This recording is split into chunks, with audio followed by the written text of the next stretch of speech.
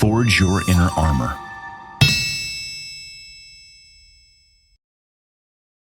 The more you perform in some areas of your life, you can underperform in others. So today we want to talk about thriving, because life is about more than just winning trophies or climbing the top of your profession, right?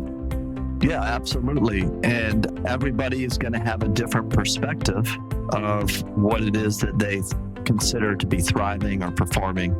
I have a certain filter by which I look at things, and that's not going to be the same for everyone. I do feel from a psychological or emotional component that relationships are at the top of my list as thriving. If I look at my relationships and those aren't measuring at a certain level, that's a good indicator for me that I'm not performing at the level that I want to perform. And that's shifted. Some of that's developmental, right? Like I can remember in my 20s, relationships were important, but my career was, super important, or my education at that point. And then that shifted into career, shifted into parenting, shifted into different things.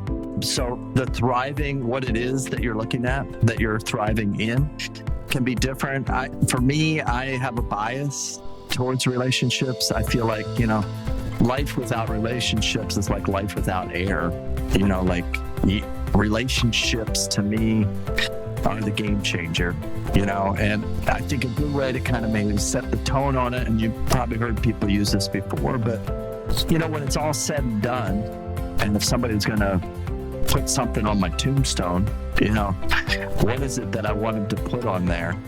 And I don't think it's, man, he was a really good neuropsychologist, he helped somebody make it to the Super Bowl. That's not, for me, that's not what I want, or he made $1 million or so. I think that helps. For me, that's always something that I use as a kind of a perspective check, is to say, well, what do I want at the end when looking back? And it's probably not, man, I wish he would have worked some more. Wish he would have spent more time on his job. I don't think it's going to be. I think it's going to be, man, I wish I'd spent more time with my kids, with my wife, with my friends, with my community.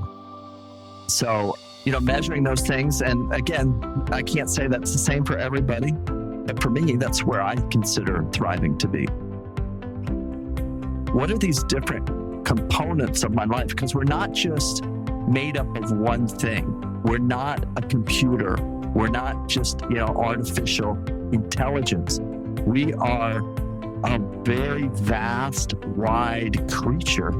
And with that comes all these different components to us that maybe we forget how much we value them, but they are important to us if we look at them.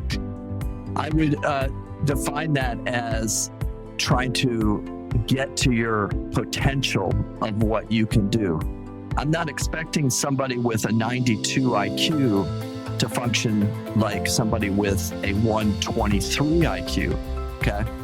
But the 123 IQ, I don't want them functioning like they're 100 IQ, right?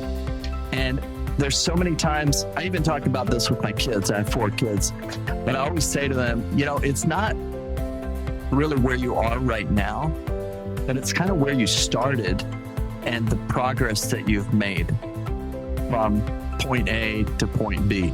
It's like you might have somebody who's super, super athletic, and they've taken their athletic abilities up 5%, right? You might have somebody who's not athletic at all and scared of playing sports and don't like that physical contact. And they get out there and they get up to average. Who's really thriving? Not the person who just went up 5%, but it's that person who addressed all these things, went through their fears, didn't avoid them.